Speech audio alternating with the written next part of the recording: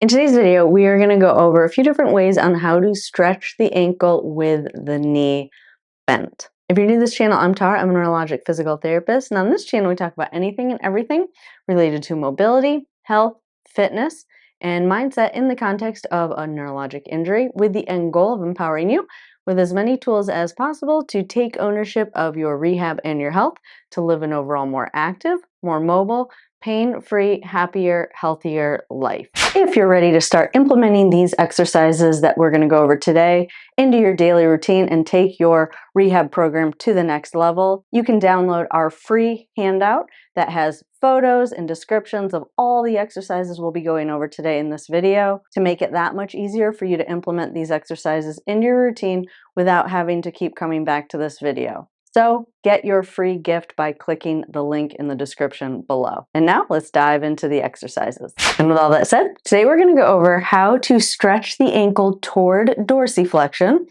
Dorsiflexion is when the foot comes closer to the shin bone with the knee bent. But before we get into that, we need to go over some of the reasons why someone might lose range of motion in their ankle.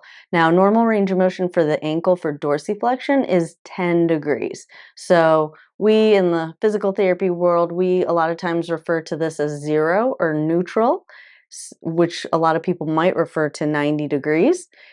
10 degrees is normal range. So from 90, or what we would call zero, being able to bring the foot up 10 more degrees is what we consider normal range to be able to walk normally. So now, why might someone lose ankle dorsiflexion range of motion?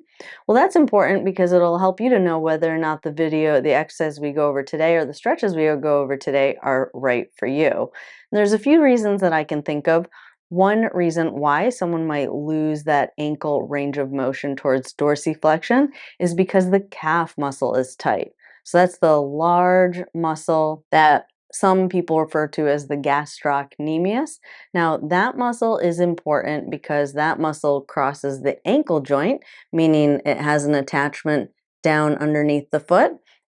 And then at the top end, it has some attachments that attach above the knee. So it's what we call a two-joint muscle, meaning it's a muscle that crosses two joints. And I'll come back to why that's important in a little bit.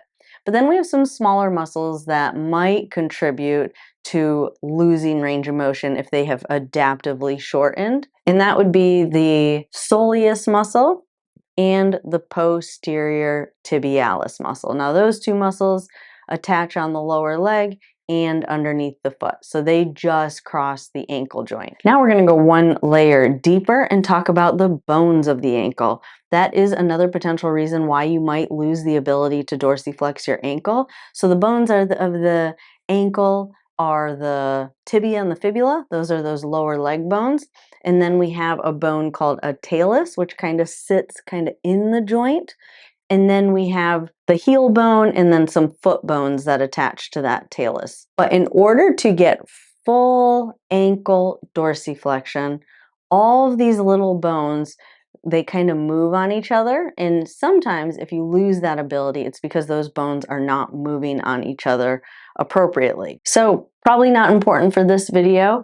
I've done other videos on this, but primarily that talus bone usually needs to move backwards in order to get full ankle dorsiflexion. If you can visualize it, it's that bone needs to move back to kind of create space for the other bones to kind of move closer together, if that makes sense. Now, why does all of that matter when it comes to learning how to stretch the ankle with the knee bent? Well, let's start with that calf muscle, that two-joint muscle. That is a very large muscle. And if you have some adaptive shortening in that muscle because of where it is on the back of the leg, it is going to keep that foot in a slightly pointed position. If that's the case, then because it's so big and because it's so strong, it's really hard to either stretch those littler muscles that I talked about, that are those one joint muscles, and it's near impossible if it's really, really tight to get the mobility in those bones moving on each other the way that they should. So when you bend your knee, reason number one why ankle stretching with the knee bent is important, it takes that calf muscle out of it, because if it's a two-joint muscle, when the leg is straight, that muscle is very taut. When you bend the knee, puts a little slack in that calf muscle. And if you have one of those other issues going on, either the soleus is tight, posterior tibialis is tight, or you have some what we call hypomobility in those ankle bones, it gives an opportunity for you to address some of those issues. So that's number one. And number two, why I think it's valuable to do some stretching with your knee bent is it does give you an opportunity to kind of get those bones in the ankle to glide on each other just a little bit better. So that's usually why I will do it with someone with their knee bent. Now, this question came up recently. How do you stretch the ankle with your knee bent, especially if you're someone that has hemiparesis, but even if you're someone that doesn't have hemiparesis, it can be a little bit challenging to do that, and so that's what we're going to go through today. And the first stretch we're going to do is setting that foot up on a step stool. I think it's the most valuable position to do this in. It puts that knee into maximal flexion, meaning it puts the most slack on that calf muscle. So even if you were sitting and you were to do it this way, which is fine, this is still a good stretch. It's not as good as if you get that knee into an extremely bent position, and then you're just going to scoot forward as far as you can. And then you're just going to lean on that leg. So even if you're someone that has hemiparesis, I think a lot of you could do this. You don't necessarily have to use your weak arm. You can use your stronger arm to do it. And you're just leaning on that leg, scooting as far forward in that chair as possible. Now, the most important part of this stretch is the downward pressure down through that ankle. So if you absolutely, because you have hemiparesis or you have some other medical condition going on where you can't lean your body weight over that leg like I just showed, the other thing to do is to just put some weights on your leg. So you can keep these weights kind of back so that they don't add extra weight to your leg so that you can lift your leg up onto the step. So if you started with your leg down, just kind of get these weights like all the way up onto your body if you can.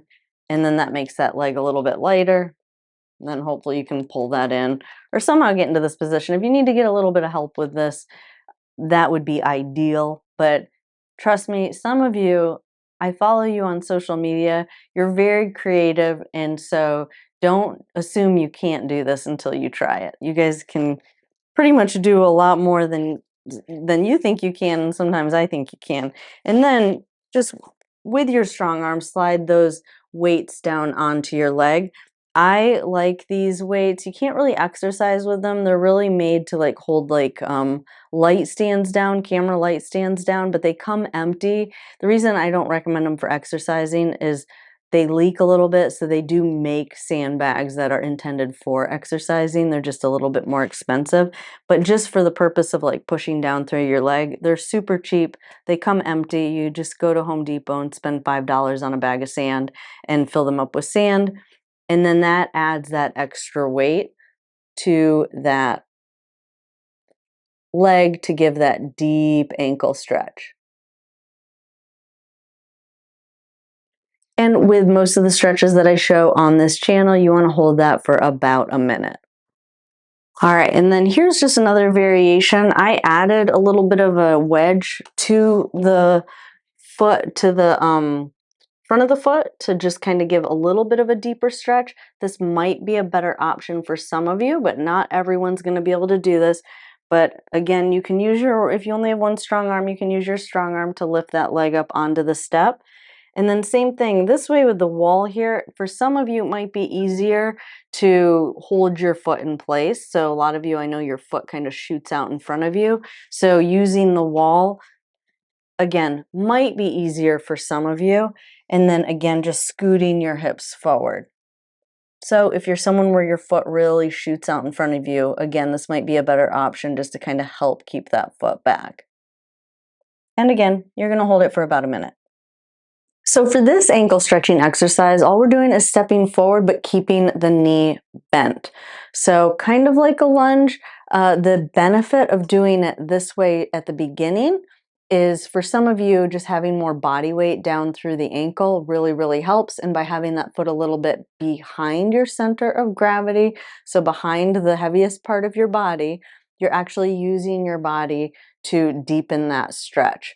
So again, just step forward with the non-stretching leg, keeping that knee bent, and hold that for 1 minute.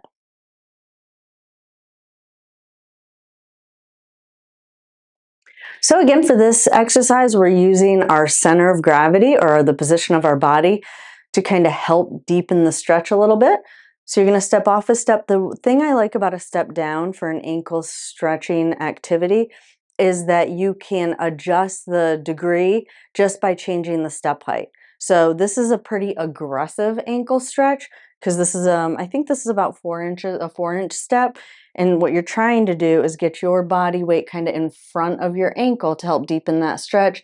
Knee is bent, relaxes the gastroc, or kind of puts the gastrocnemius on a little bit of slack, and allows you to, again, stretch some of those deeper structures in the ankle. Now, you do want to keep the heel down, especially for those of you where your foot has a tendency to supinate. The more contact you have with the surface, the less your foot's going to supinate, which is a better position for this stretch. So if you feel like on a 4-inch height step, when you put your foot on the ground, you can't keep your heel down, go to a smaller step. So either a 2-inch step or a 3-inch step. But again, you want to be able to keep that heel down when you step the opposite foot forward.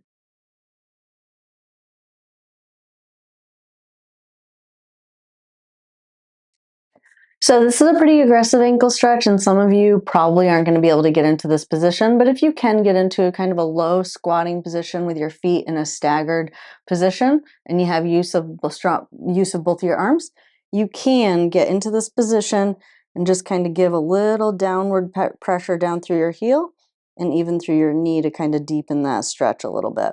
Now, in this position, it's also a good position if you have use of both of your arms, that you can even almost just kind of rub that Achilles tendon in the back a little bit. Sometimes that just can make this a little bit more comfortable. Some of you, it's going to make it less comfortable, but it is a good position just for you to be able to kind of give your Achilles a little bit of a rub while you're down here, and maybe make the stretch a little bit more tolerable. Now, if you are someone who supinates a little bit, and again, you have use of both your hands, supination again is when the foot rolls to the outside. When you press down, kind of press towards the inside. So kind of press down and towards the arch of the foot. All right. And then remember I mentioned those bones need to kind of mobilize or move backwards. One other variation that you can do for this stretch to help kind of get those ankle bones to mobilize a little bit more is to put a TheraBand kind of right in the crease in your ankle, and just attach it to a wall or put it in a door. And then that will kind of mobilize that talus. Remember I said it needs to move backwards a little bit, or at the very least, it'll hold it in place. And then by rocking your weight forward, it's kind of like you're moving the lower leg bones kind of over the top of that. So if you have worked with a physical therapist and they've told you maybe that you don't have like good mobility in those ankle bones, this would be a good option for you.